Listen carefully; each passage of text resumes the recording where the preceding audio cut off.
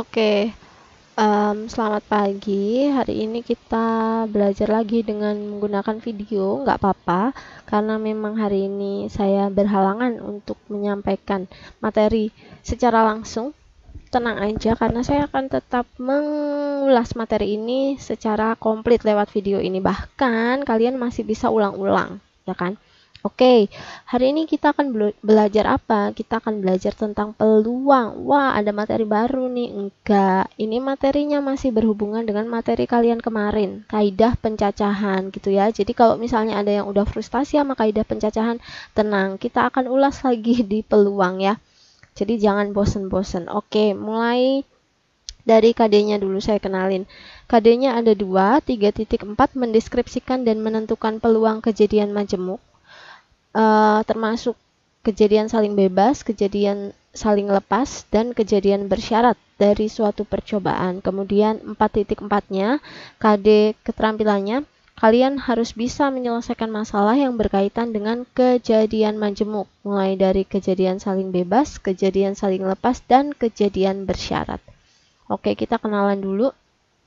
Misalnya saya di sini punya kasus Amos melambungkan sebuah dadu yang mempunyai 6 sisi yang berbeda. Bisa dibayangkan ya.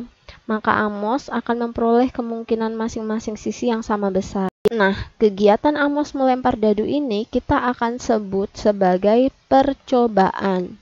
Terus nanti keluarnya apa itu namanya hasil percobaan.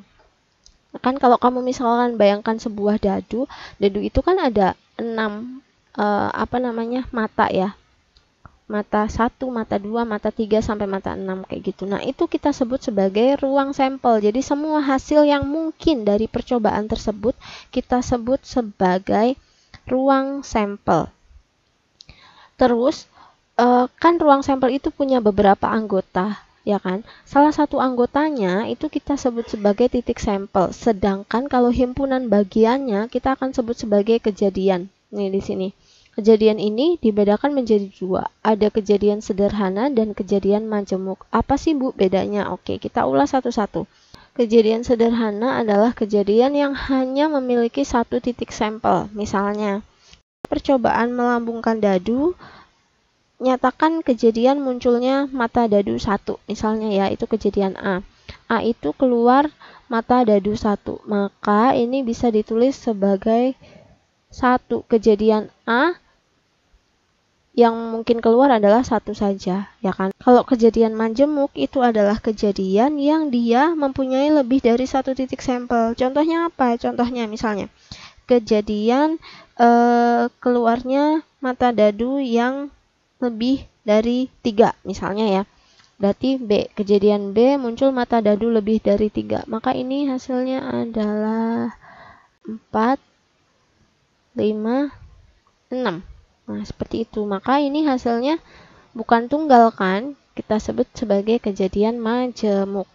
Seperti itu, gampang. Oke, kita akan coba satu persatu. Misalnya ya, pada percobaan melambungkan dadu yang memiliki 6 buah sisi yang berbeda. Ini ada 6 sisi yang berbeda. Ruang sampel 1 untuk kemungkinan hasil yang muncul bilangan ganjil. Maka S1 saya tulis di sini ya. S1 itu adalah ganjil 1, 3, 5. Dah selesai. Itu jawaban S1. Lalu ruang sampel S2 untuk kemungkinan hasil yang akan muncul adalah bilangan genap. Kalau bilangan genap berarti dia 2, 4, dan 6 saja. Kayak gitu. Gampang. Yang ketiga, ruang sampel S3 untuk kemungkinan hasil yang muncul bilangan prima. Nah, bilangan prima itu kan harusnya mulai dari 2. Ya sudah, kita tulis 2. 2, 3, 5. Ini bilangan prima, bukan dari 1 ya. Bilangan prima itu mulainya dari 2. Kemudian, yang D, ruang sampel S3 untuk kemungkinan hasil yang muncul bilangan kurang dari 4. Ini S4 kali ya. S4 itu kurang dari 4. Berarti 1, 2, 3. Selesai, gampang. Untuk menentukan ruang sampel. Kayak gitu. Oke, kita lanjut ke nomor 2. Pada peristiwa memilih sebuah kartu bernomor 1 sampai 10, tentukan ruang sampel. Semua hasil yang mungkin. Ya udah, ini kan berarti tinggal ditulis 1, 2, 3, 4, 5, 6, 7, 8, 9, 10. Selesai. Karena dia minta semuanya. Sedangkan kejadian E itu ya dia maunya kejadian apa gitu. Kartu yang diperoleh bernomor kelipatan 2. Kejadian E nulisnya E kelipatan 2, berarti mulai dari 2, 4, 6, 8, 10. Nah, terbatas sampai 10 karena dia minta sampai 10. Oke lagi. Pada pengambilan 3 kartu dari 5 kartu bernomor 1 sampai 5, tuliskan kejadian A, terambilnya kartu bernomor ganjil. Oke, kita coba. Jadi kan kartunya ada 1 sampai 5 ya, kita tulis dulu. 1, 2, 3, 4, 5. Kita mau ambil ini 3 kartu. Ya kan, karena kita diminta untuk menyebutkan kartunya berapa aja, jadi kita harus coba satu-satu, nggak kayak kemarin kita pakai permutasi ganjil. Oke, kita coba. Karena ada 5 ya udah saya bikin 1, 2, 3, 4, 5. Nah, dipasangkan. Ini berarti 2, 3, 4, 5. Ini berarti mulai dari 1, 3, 4, 5 dan seterusnya ya. Nanti kalian coba sampai di 5. Oke, kita lanjutkan. Ini baru 2 angka. Saya mau menentukan angka ketiga. Karena dia mintanya ganjil, maka yang ketiga ini harus ganjil. Karena 1 sudah dipakai, berarti sisa 3 dan 5. Seperti itu. Terus yang ini 1, 3. Maka angka selanjutnya harus ganjil kan? Yang memungkinkan adalah 5. Oke, lanjut. 1, 4. Yang mungkin adalah 3 dan 5. Oke, 1, 5. Ini yang mungkin hanya 3. Nah, itu baru yang kepalanya 1. Belum kepala 2, 3, 4, dan 5. Maka kalian harus coba. Nanti ketika kalian menuliskan anggota elemennya, ya tulis aja kejadian E. Itu mulai dari 1, 2, 3. Terus ada 1, 2, 5. Terus ada 1, 3, 5. Dan seterusnya. Ini harus kalian tuliskan sampai akhir, sampai selesai, sampai kepala 5. Kayak gitu. Oke. Saya anggap kalian paham untuk ini. Agak ribet sih memang karena panjang ya, tapi memang harus ditentukan elemennya satu persatu gitu. Nih, nomor 3 sudah, saya lanjutkan ke nomor 4. Dari pengambilan 3 nomor secara acak dari nomor-nomor 3, 2, 4, 1, 5, 8, tuliskan kejadian E bahwa 3 nomor yang diambil secara acak tersebut jumlahnya merupakan bilangan ganjil. 3, 2, 1, 4, 5, 8. Kita mau ambil 3 angka, di mana jumlahnya harus ganjil. Dengan cara yang sama, kalian harus bikin kepala 3, 2, 1, 4, 5, 8. Ini untuk angka pertama. Lanjut. 2, 1, 4, 5. Oke, ketinggalan 8. Nah, sekarang dipikirkan satu persatu. Ini jumlahnya harus ganjil, maka 3 ditambah 2 hasilnya 5. Ditambahkan berapa sisanya supaya hasilnya ganjil? Kalau 5 ditambah 1 hasilnya genep gak bisa. 5 ditambah 4, 9 bisa. Berarti 4 tulis di sini. Ditambah 5 hasilnya 10, nggak bisa. Ditambah 8 hasilnya 13, boleh. Seperti itu. Lanjut satu lagi, misalnya ya yang 5 ini. 3 tambah 5 hasilnya 8.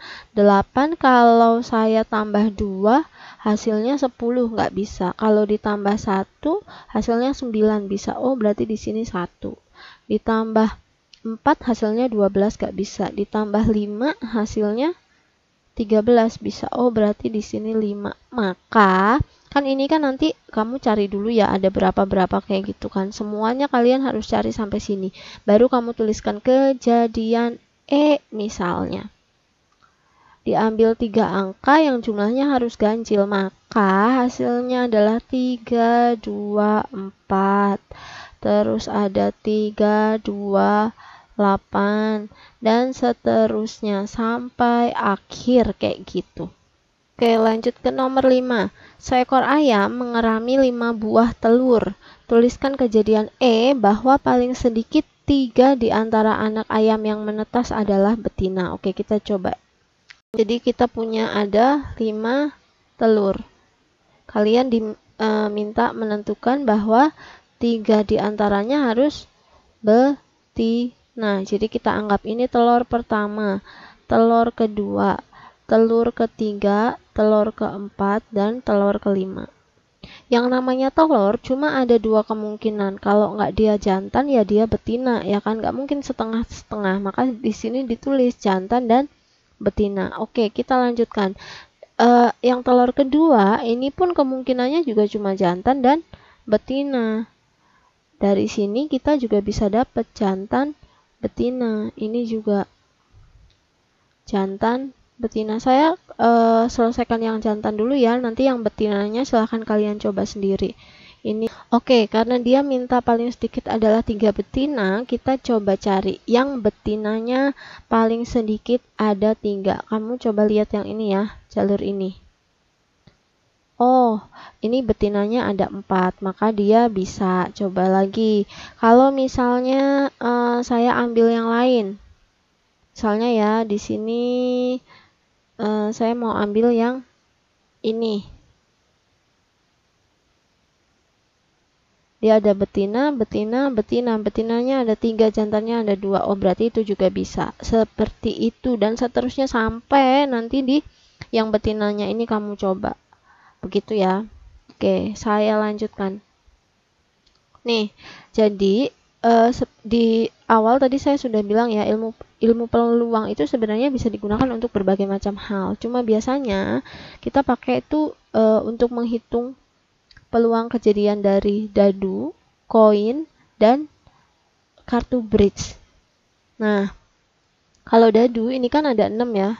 Ada 6 mata. Terus kalau koin ada 2 kemungkinan. Kalau nggak dia angka ya berarti dia gambar.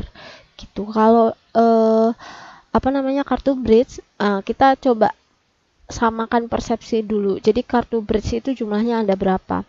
Kan ini kan ada spade, ada heart, ada club, sama diamond. Si masing-masing kartu, misalnya saya ambil si diamond. Diamond ini kan terdiri dari kartu as, terus kartu angka 2 sampai angka 10, terus kartu jack, ada kartu queen, dan ada kartu king gitu. Jadi ini 9, ini 1, 1, 1, 1 ya kan. Jadi kalau di total semuanya ada 13 kartu hanya untuk diamond. Maka kalau semuanya ini tinggal dikali 4 sama dengan 52. Nah, kita sepakati kartu bridge ini totalnya adalah 52 tanpa joker. Jadi joker tidak dianggap. Begitu. Nah, untuk menghitung peluangnya bagaimana? Peluangnya kita bisa hitung dengan membagi antara banyaknya kejadian dengan banyaknya ruang sampel. Nanti akan saya kasih contoh ya. Tetapi nilainya itu di antara 1 dan 0, hanya di antara 1 dan 0. Kita masuk ke contoh. Pada percobaan melambungkan sebuah dadu berisi 6, tentukan kemungkinan munculnya angka ganjil. Dadunya hanya 1 doang. Maka kita cari dulu S. Ruang sampel semuanya 1, 2, 3, 4, 5, 6. Maka NS jumlah hasilnya ini, jumlah anggotanya itu ada 6. Nah, kemungkinan A itu muncul angka ganjil. Maka ini yang bisa adalah 1, 3, dan 5. Berarti NA-nya adalah 3. Kita tinggal cari peluang. Karena dia kejadian A ya berarti peluang kejadian A. Rumusnya adalah NA dibagi NS. NA-nya adalah 3, NS-nya adalah 6. Oh, maka peluangnya adalah setengah. Seperti itu. Oke, coba saya lanjutkan yang B. Dari satu set kartu bridge, diambil 3 buah kartu. Tentukan peluang untuk mendapatkan ketiganya spade. Nah, kita harus cari dulu kemungkinan mau ambil 3 kartu ini pakai apa? Pakai kombinasi, karena yang diambil 3 kartu. Jadi NS-nya kita bisa cari C3 ini dari kartu bridge 52. Ya kan? Maka ini bisa saya hitung 52 kali 51 kali 50 kali 49 faktorial per 49 faktorial kali 3, 2, 1. Maka tinggal dihitung, hasilnya adalah 22.100. Oke. Terus kita mau cari kejadian A. Yang diambil ketiganya adalah spade. Berarti NA sama dengan C3 dari spade. Spade itu kan totalnya ada 13. Ya kan? Ya udah tinggal kita cari 13 kali 12 kali 11 kali 10 faktorial per 10 faktorial 3, 2, 1. Oke, tinggal dicari. Hasilnya adalah 286. Nah, tinggal kita cari PA, peluang kejadian A. Dapatnya dari mana? Dari sini. 286 dibagi dengan 22.100. Nah, ini kalian bisa sederhanakan lagi ya. Oke, kita lanjutkan ke contoh soal berikutnya. Nih, 2 buah dadu dilempar bersama-sama. Tentukan peluang munculnya mata dadu keduanya berjumlah 8. Kita bikin dulu tabelnya 7 kali 7. Nah, ini kamu isinya gimana? Isinya ya udah sesuaikan aja. Kan kalau mata dadu itu kan ada 6 ya, berarti 1, 2, 3, 4, 5, 6. Ke bawah juga gitu. 1, 2, 3, 4, 5, 6.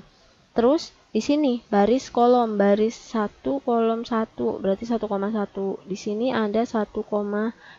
Di sini ada 1,3 dan seterusnya. Misalnya kalau mau saya isi di sini 5,3.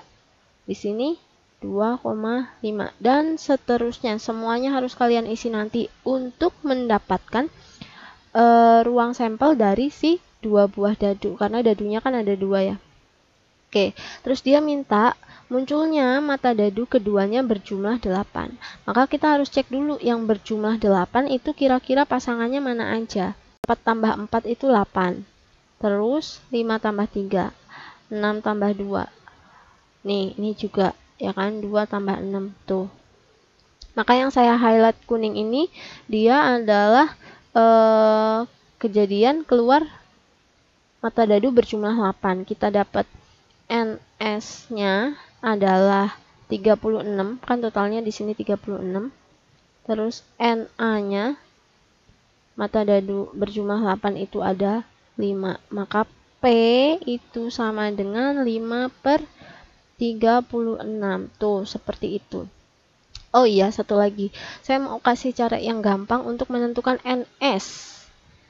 Kalau di sini dia bilang 2 buah dadu. Dadu itu matanya ada 6, berarti 6. Karena dia bilang cuma ada 2 dadu, ya udah berarti 6 pangkat 2. Maka NS-nya 36.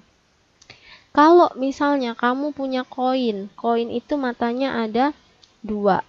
Ternyata si koin itu jumlahnya ada 4 misalnya. Ya udah berarti 2 pangkat 4 sama dengan 16. NS-nya 16. Begitu ya. Jadi ini ya, itu dari dadunya berapa, koinnya berapa, kayak gitu, sama nih 4, 2 itu jumlah dadunya atau jumlah lemparannya nanti. Oke, contoh yang selanjutnya. Nih, sebuah dadu dilambungkan sebanyak 2 kali. Kalau yang tadi Di sini kan ada 2 dadu dilempar bersama-sama 1 kali. Kalau yang ini ada dadu 1 dilambungkan sebanyak 2 kali. Nah, kita bikin ininya dulu, tabelnya dulu. Seperti itu ya. Coba kita cari di sini peluang munculnya mata dadu genap. Kita cari NA-nya dulu. Mata dadu genap. Berarti dua-duanya harus genap. Saya tandain ya. 2,2 bisa, 2,4 bisa, 2,6 bisa, ini juga bisa.